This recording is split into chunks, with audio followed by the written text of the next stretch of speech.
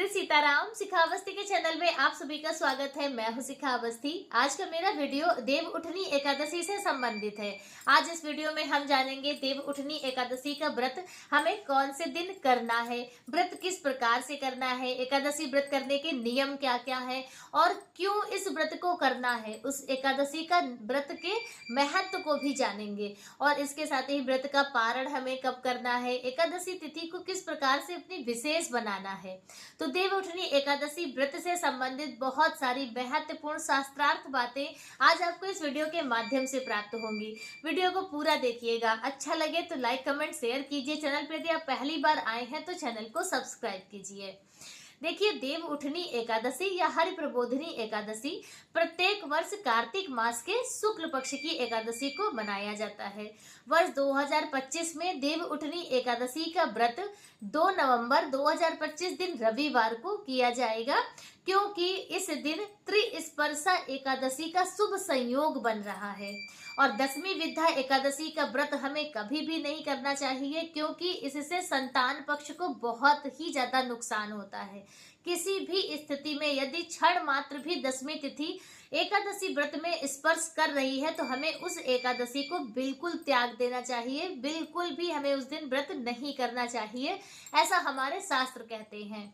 तो इसीलिए इस बार की देव उठनी एकादशी 2 नवंबर को की जाएगी। और कहते हैं कि प्रारंभ में एकादशी है, बीच में द्वादशी है, शाम के समय त्रयोदशी तिथि प्रारंभ हो जाएगी।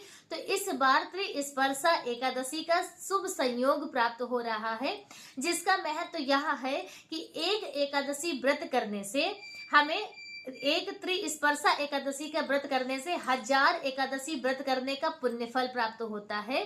और इसके साथ ही हरि प्रबोधिनी एकादशी का व्रत करने से हमें हजारों अश्वमेध यज्ञ और हजारों राजसूय यज्ञ करने का पुण्य फल प्राप्त होता है।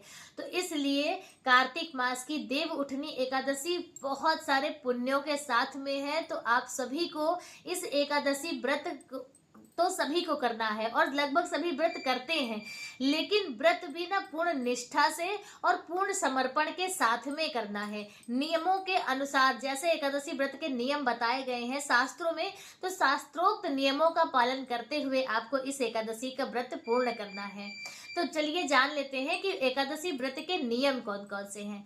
तो देखिए, कोई भी एकादशी होती है तो उसके 3 दिनों के नियम चलते हैं। दसवीं को 10, एकादशी को 11 और द्वादशी को 12 नियमों का पालन हमारे शास्त्र बताते हैं, जिसमें से सभी नियमों का पालन तो कुछ ही साधक होंगे जो कर पाते होंगे। में मुख्य जो नियम है वह यह है कि दसवीं तिथि को आपको सूर्यास्त के बाद से अन्न का त्याग करना है। किसी भी सूरत में आपको अन्न ग्रहण नहीं करना है दसवीं तिथि को। और इसके साथ ही बगैर लहसुन प्याज का आपको भोजन करना है। दिन में जब आप करेंगे चावल का त्याग करना है, मसूर की दाल, बैंगन, मूली और इन सब गाजर, इन सब चीजों का बिल्कुल आपको त्याग करना है। बिल्कुल भी सेवन नहीं करना है दसवीं तिथि को। पूर्ण ब्रह्मचर्य का पालन करना है। भूमि शयन करते हुए आपको दसवीं तिथि के नियमों का पालन करना है। एकादशी तिथि को आपको सुबह ब्रह्म मुहूर्त में स्नान करना है। कार्तिक मास में सुबह सवेरे स्नान करने का विशेष महत्व होता है। तो आज देव उठनी एकादशी के दिन ब्रह्म मुहूर्त का समय क्या रहेगा वह भी जान लीजिए। तो ब्रह्म मुहूर्त का स्नान आपका रहेगा सुबह 4:56 से 5:41 का जो समय है वह ब्रह्म मुहूर्त का है। तो इस समय आप जरूर से जरूर स्नान करें, शुभ पुण्य फलों की प्राप्ति होगी। और इसके साथ ही एकादशी तिथि को यदि आप आंवले के जल से, यानी कि अपने जल स्नान वाले जल में आप आंवले का चूर्ण, आंवले का टुकड़ा इत्यादि डालकर स्नान करते हैं, तो लक्ष्मी नारायण भगवान यानी कि नारायण भगवान के साथ में माता लक्ष्मी की कृपा आपको प्राप्त होगी। तो इस प्रकार से आपको स्नान करना है। स्नान के बाद आपको अपने पूरे घर में गंगा जल का छिड़काव करना है। अपने घर के मुख्य द्वार पर स्वास्तिक का चिन्ह बनाना है और फिर विधिवत लक्ष्मी नारायण भगवान की पूजा अर्चना आराधना करनी है। और जैसे कि देव उठाने की जो परंपरा होती है, तो वह बहुत से जगहों पर सुबह सुबह भगवान जगाए जाते हैं और बहुत से जगहों पर शाम के समय जगाए जाते हैं। तो यह नियम तो आप अपने पारिवारिक परंपरा के अनुसार करेंगे। और कहते हैं कि देव उठाने के जो कार्य हैं वो 1 नवंबर को ही किए जाएंगे और व्रत जो है हम 2 नवंबर को करेंगे। तो यह चीज भी आप अपनी गुरु परंपरा या अपनी पारिवारिक परंपरा के अनुसार करें। ठीक है, तो आपको विधिवत नारायण भगवान की पूजा अर्चना आराधना करनी है और अपना व्रत का संकल्प लेना है। व्रत संकल्प जरूर लीजिएगा और शक्ति से आपको यह व्रत करना है। जैसे कि बहुत से लोग निर्जल व्रत करते हैं क्योंकि यह बड़ी एकादशी है, अगर बहुत से लोग हैं एक दो बार फलाहार करके करते हैं, तो आप अपने सामर्थ्य अनुसार आप इस व्रत को कीजिए। और कहते हैं कि इस एकादशी तिथि को ना जागरण करने का बहुत भारी महिमा बताई गई है। स्वयं भगवान भोलेनाथ जी कार्तिकेय से हरि प्रबोधिनी एकादशी व्रत का महत्व बताते हुए कहते हैं कि प्रबोधिनी को एक ही उपवास से सहस्त्र अश्वमेघ यज्ञ और 100 राजसूय यज्ञों का फल मिलता है। इस चराचर त्रिलोकी में जो वस्तु अत्यंत दुर्लभ मानी गई है, उसे भी मांगने पर हरि प्रबोधिनी एकादशी प्रदान करती है। यदि हरि प्रबोधिनी एकादशी को उपवास किया जाए तो वह अनायास ही ऐश्वर्य, संतान, ज्ञान, राज्य और सुख संपत्ति प्रदान करती है। मनुष्य के किए हुए मेरु पर्वत के समान बड़े बड़े पापों को भी हरि प्रबोधिनी एकादशी एक ही उपवास से भस्म कर देती है। तो इतनी ज्यादा महिमावान है यह हरि प्रबोधिनी एकादशी। तो इस एकादशी का व्रत सभी को करना है नियमों का पालन करते हुए। रात्रि जागरण की बहुत भारी महिमा है, तो इसलिए आप रात्रि जागरण जरूर करें। और यदि आप पूरी रात्रि का नहीं कर पा रहे हैं तो जितने समय तक आप कर सकें तो उतना कीजिए। अखंड दीप जलाने की बहुत ज्यादा विशेष महिमा बताई गई है। इसमें तो 5 दिनों का अखंड दीप जलाने का भी नियम बताया गया है, जिसे हम भीष्म पंचक कहते हैं। इसी एकादशी देव उठनी एकादशी से ही भीष्म पंचक व्रत भी प्रारंभ हो जाता है, जिसे करने से आपको संपूर्ण कार्तिक मास के नियमों का जो पुण्यफल है वह प्राप्त होता है। तो भीष्म पंचक का अलग वीडियो हम लेकर आएंगे, तो वह आप सभी लोग जरूर इसे देखिएगा। तो उसमें सभी नियमों का विधि पूर्वक हम बताएंगे कि किस प्रकार से हमारे शास्त्र कैसे कहते हैं, तो वह जानकारी हम आप सभी तक शेयर करेंगे। देव उठनी एकादशी के दिन आप रात्रि जागरण कीजिए। सुबह आप फिर से ब्रह्म मुहूर्त में स्नान कीजिए। स्नान के बाद आप इस एकादशी पर अन्न का दान जरूर कीजिए।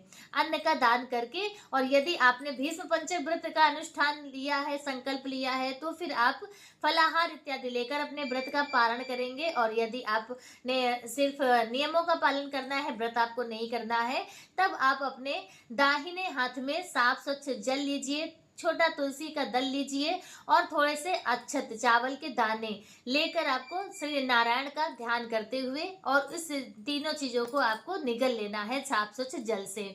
और देखिए, जो पारण होता है ना, वह सही समय पर और सही विधि के अनुसार ही करना चाहिए। यदि आप सही समय पर सही विधि से पारण करते हैं तो हमारे शास्त्र कहते हैं कि जो भी गलतियां, जो भी अपराध एकादशी व्रत में आपसे हो गए हैं, तो वह सभी नष्ट हो जाते हैं। तो आपको इस प्रकार से पारण करना है। पारण का समय क्या रहेगा? पारण का समय आपका रहेगा 3 अक्टूबर 2025 दिन सोमवार को सुबह 6:34 से 8:46 का जो समय है वो पारण का रहेगा। चलिए अब हम जान लेते हैं कि देव उठनी एकादशी के दिन आपको और विशेष कौन से कार्य करने हैं। तो देखिए, लक्ष्मी प्राप्ति के लिए आपको आंवले और तुलसी दल का स्नान करना है। और वैवाहिक संबंधित किसी भी तरह की कोई समस्या हो तो आपको तुलसी विवाह, अपने घर पे तुलसी विवाह उत्सव जरूर मनाना है। आपका वैवाहिक जीवन अच्छा नहीं चल रहा है तब भी आपको भगवान की कृपा प्राप्त होगी। किसी भी तरह का आपके घर पे किसी का विवाह नहीं हो रहा है, उसकी विघ्न बाधाएं हैं, वह भी दूर होंगी। तो विवाह संबंधी सभी समस्याएं दूर करने के लिए आपको तुलसी शालिग्राम भगवान का विवाह उत्सव आज के दिन जरूर मनाना है। रात्रि जागरण जरूर करना है। तो इस प्रकार से आपकी जो देव उठनी एकादशी है वह पूर्ण फल आपको प्रदान कराएगी। और देव उठनी एकादशी के दिन आपको विष्णु सहस्त्र नाम का पाठ जरूर करना है। गजेंद्र मोक्ष का पाठ जरूर करना है। कहते हैं कि आज के दिन जो भी भक्त विष्णु सहस्त्र नाम का पाठ करते हैं तो उसके तो समस्त पापों का नाश होता ही है, उसे भगवान विष्णु का परम धाम की प्राप्ति होती है। इसके साथ ही कहते हैं उसके जो भी पूर्वज हैं उनके भी समस्त पापों का नाश होकर और उन्हें भी मोक्ष की प्राप्ति होती है। तो देव उठनी एकादशी बहुत ही ज्यादा महत्वपूर्ण पुण्य फलदायी है। तो इस दिन आपको व्रत करना है, पूजा पाठ करनी है, भगवान का खूब नाम जाप करना है और अपनी एकादशी को खूब पूर्ण बनाना है। देव उठनी एकादशी की आप सभी को हार्दिक शुभकामनाएं। और देव उठनी एकादशी इस व्रत से संबंधित आज का वीडियो मेरा बस इतना ही। वीडियो कैसा लगा कमेंट करके जरूर बताएं। मिलते हैं दूसरे वीडियो में किसी दूसरी जानकारी के साथ। तब तक के लिए श्री सीताराम।